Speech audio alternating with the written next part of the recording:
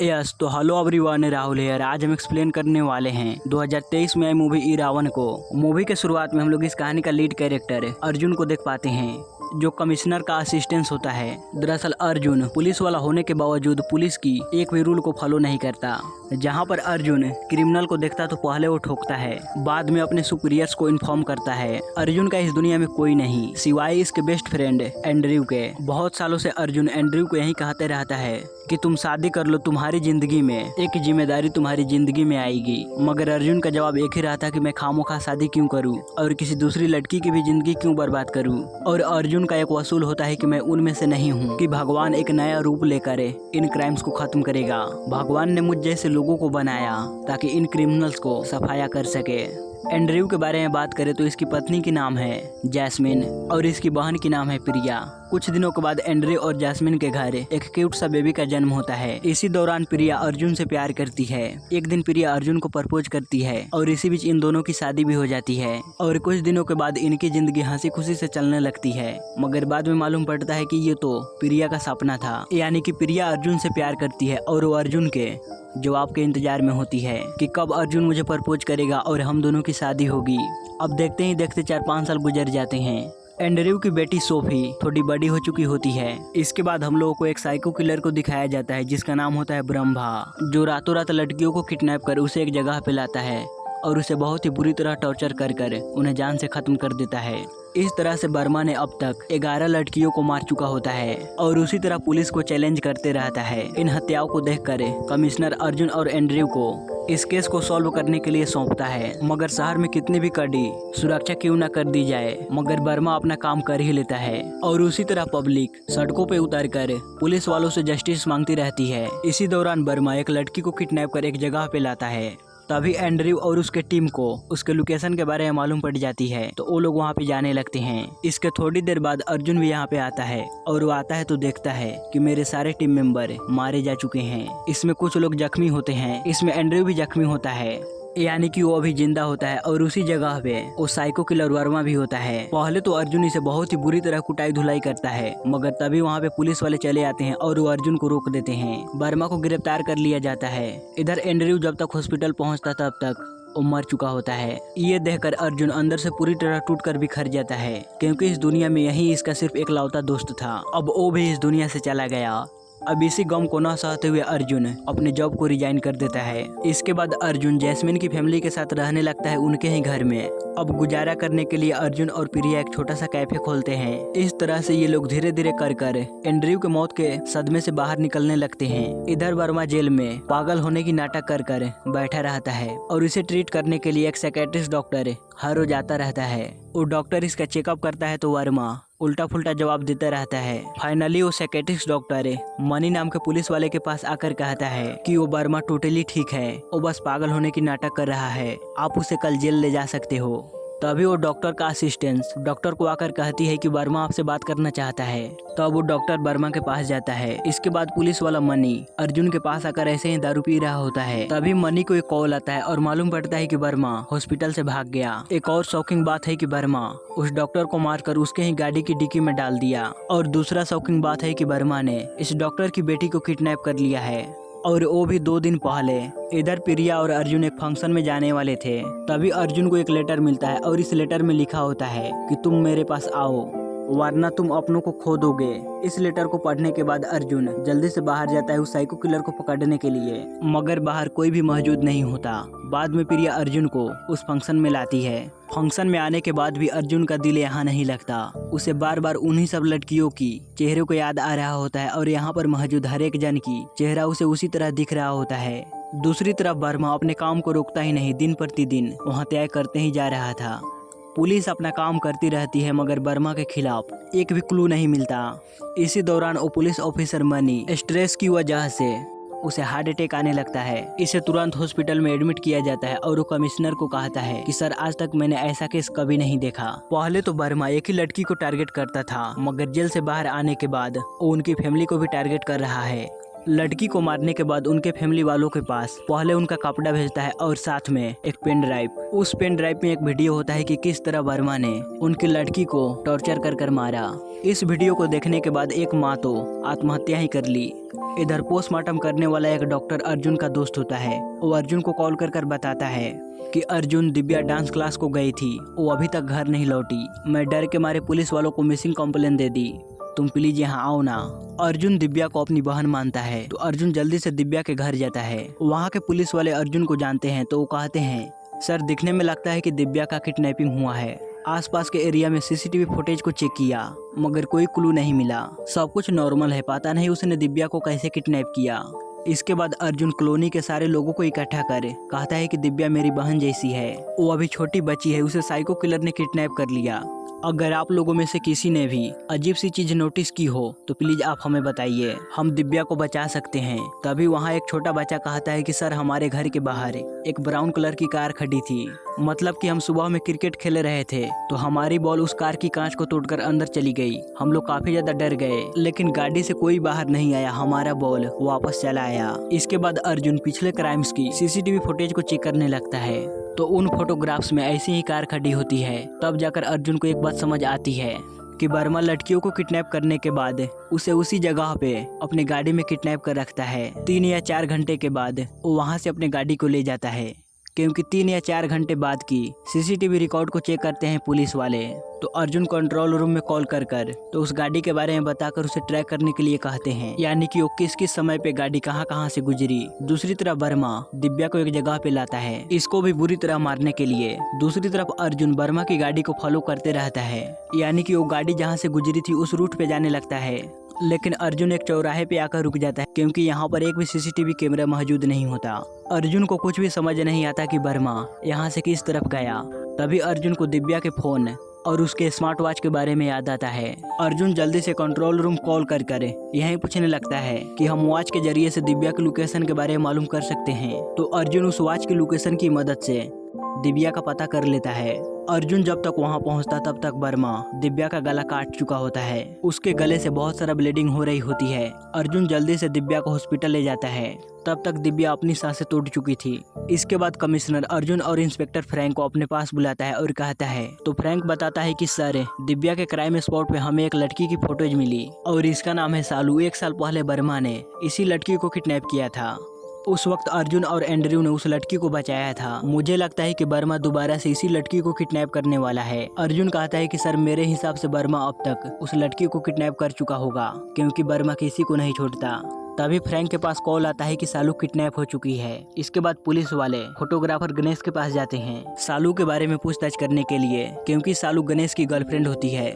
गणेश कहता है कि मैं उसका बॉयफ्रेंड हूँ, ये बात सही है, मगर वो मेरी गर्लफ्रेंड नहीं है। उसे तो सिर्फ एक ही चीज चाहिए और वो है सेक्स। एक्चुअली 1 साल पहले मैंने ही एंड्रयू सर को वर्मा के बारे में बताया था। उस समय वर्मा ने सालू को किडनैप कर ले गया और मैं उसे फॉलो करने लगा, लेकिन सालू वर्मा से डरने की जगह उसे ही सेड्यूस करने लगी। अब वर्मा भी हवस का पुजारी था, वो सालू को मारने की जगह उसके साथ कांड करने लगा। प्रेजेंट टाइम में टीवी में ये न्यूज चलने लगती है कि वर्मा ने दोबारा से सालू को किडनैप किया। ये देखने के बाद अर्जुन दोबारा से उसी जगह पे जाता है सालू को बचाने के लिए। लास्ट टाइम जहाँ से बचाया था ना, वहीं पे। वहाँ जाने पर अर्जुन देखता है कि सालू कुर्सी से बंधी हुई है। उसी वक्त वो साइको किलर सालू को मारने के लिए आगे बढ़ रहा होता है। तभी वहाँ अर्जुन चला आता है। यहाँ पे अर्जुन और वर्मा के बीच काफी तगड़ी लड़ाई होती है और इसी फाइट के दौरान अर्जुन कहता है कि मुझे मालूम है कि आजकल का किलिंग तुम नहीं कोई और कर रहा है, यानी कि तुम्हारे बदले कोई और हत्याएं कर रहा है। उसका नाम बताओ, कौन है वो? लेकिन वर्मा उस शख्स का नाम बताने से इनकार कर रहा होता है। तभी वहाँ पे पुलिस की टीम आकर बिना सोचे समझे वर्मा के ऊपर फायरिंग करने लगते हैं। मरते समय भी वर्मा उस शख्स का नाम नहीं बताता है। इसके बाद अर्जुन घर आता है, प्रिया और जैस्मिन से कहता है कि वो सीरियल किलर मुझे टारगेट कर रहा है, मेरी वजह से आप लोगों पे खतरा है, ये मैं देख नहीं सकता, इसलिए मैं आपके घर को छोड़कर जा रहा हूँ। इस तरह से अर्जुन दूसरी जगह पे शिफ्ट हो जाता है। अगले दिन पुलिस वालों को नदी के पास एक लड़की की डेथ बॉडी मिलती है। कमिश्नर भी यहाँ पे आता है और अर्जुन भी आता है। अर्जुन कमिश्नर को बताता है कि ये सारे किलिंग्स वर्मा नहीं कोई और कर रहा है, यानी कि वर्मा की जैसा कोई दूसरा साइको किलर आ चुका है। मुझे लगता है कि ब्रह्मा को जेल से भगाने में उसी शख्स का हाथ हो सकता है।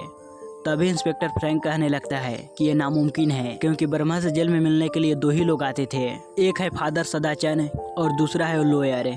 अर्जुन कहने लगता है कि पहले वो शख्स डॉक्टर की बेटी को किडनैप कर उसे ब्लैकमेल किया होगा। वो साइकेट्रिस्ट डॉक्टर ने खुद ब्रह्मा को जेल से भगाया होगा। अपना काम खत्म होने के बाद ब्रह्मा और वो शख्स उस डॉक्टर को मार दिया और बाद में डॉक्टर की बेटी को भी मार दिया। दूसरी तरफ दिव्या के घर पे एक पार्सल आता है। जब दिव्या का फादर उस पार्सल को खोलता है तो उसके अंदर एक पेन ड्राइव होता है। उसका फादर जब उस पेन ड्राइव को लगा कर देखता है तो उसके अंदर एक वीडियोज होता है कि किस तरह उसने दिव्या को तड़पा तड़पा कर मारा।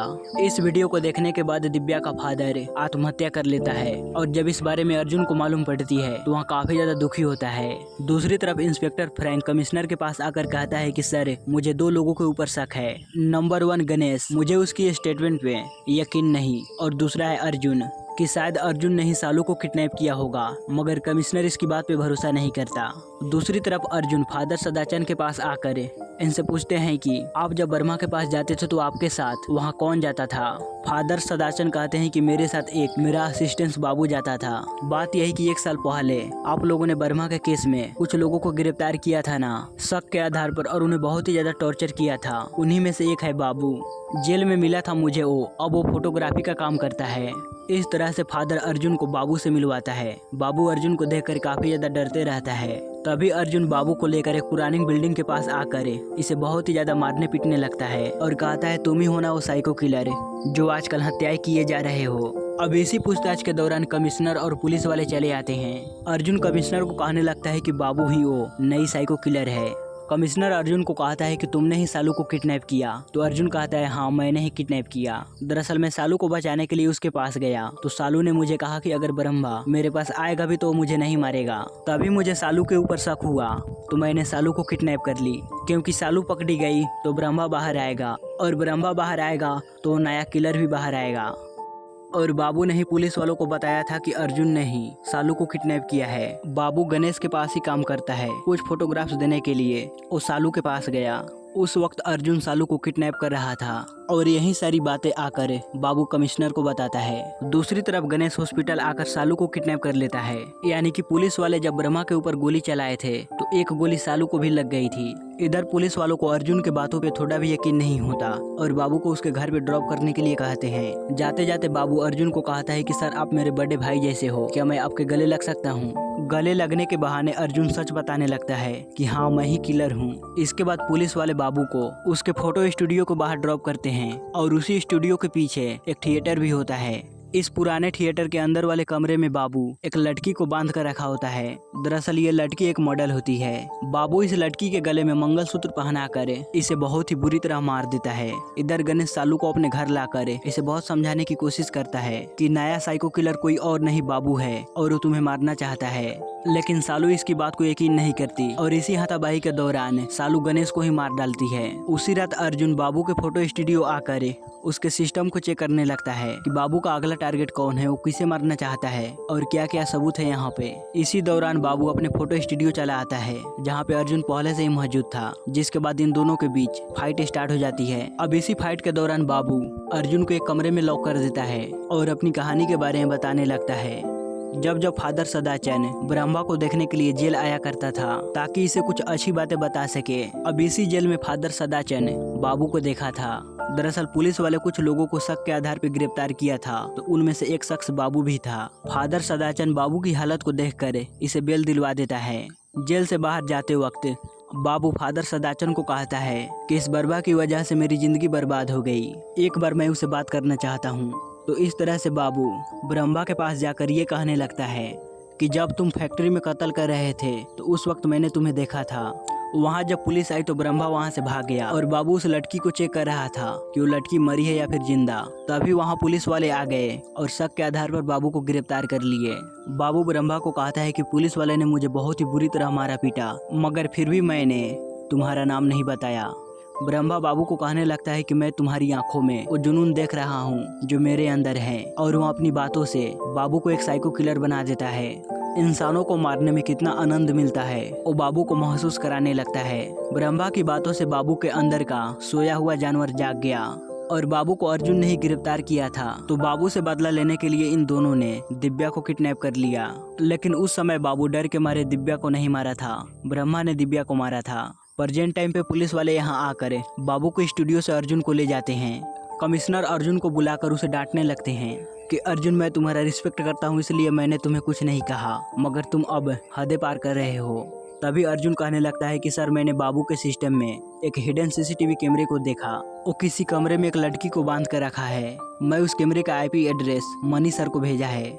मनी कहता है कि सर, हमने उस लोकेशन पे जाकर जांच पड़ताल की तो वहाँ पे बाबू एक लड़की को बांध कर रखा था। उस लड़की के साथ बहुत सालों से बलात्कार करते आ रहा है और शॉकिंग बात यह है कि वो लड़की बाबू की बहन है।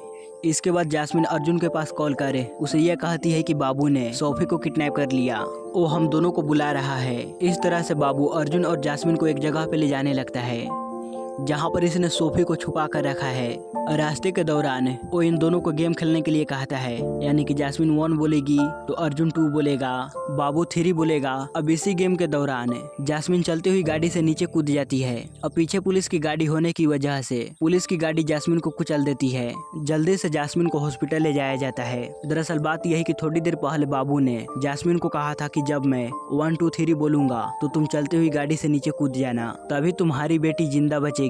इसके बाद बाबू अर्जुन को एक पुरानी फैक्ट्री पे लाता है और यहाँ पे कुछ थैलों को दिखाकर कहता है, इनमें तुम्हारी सोफी है, जाकर ढूंढ लो। अर्जुन जब इन थैलों को देखता है तो यहाँ पर सोफी तो नहीं होती, मरी हुई सालू होती है। इसी दरमियान यहाँ पे प्रिया भी चली आती है, यानी कि बाबू ने प्रिया को भी बुला लिया होता है। तभी बाबू सोफी को लेकर अर्जुन को कहता है कि अर्जुन सर, या तो आप सोफिया को बचाओ या फिर प्रिया को। तो प्रिया बाबू के पास जाती है और सोफी को छोड़ने के लिए कहती है। इसी बीच अर्जुन एक चाकू लेकर बाबू की आंख में घुसा देता है। लड़ाई कुटाई के दौरान प्रिया भी थोड़ी जख्मी हुई होती है तो हॉस्पिटल जाती है तो वो ठीक ठाक हो जाती है। फाइनली पुलिस वाले बाबू को किसी कमरे में बांध कर रखते हैं और अर्जुन को बाबू के पास छोड़ देते हैं और बाबू जोर जोर से चीखने चिल्लाने लगता है कि पुलिस, मुझे यहाँ से बचाओ, यहाँ से बाहर निकालो। और इसी के साथ ये मूवी यहीं पे खत्म होती है। सो गाइज, आपको ये वीडियो कैसा लगा प्लीज हमें लाइक और कमेंट कर जरूर बताइएगा और इस चैनल पर पहली बार आए हैं तो इसे सब्सक्राइब भी कीजिएगा, क्योंकि मैं इसी तरह का बेहतरीन मूवी का एक्सप्लेनेशन आप लोगों के लिए लेकर आता रहता हूँ।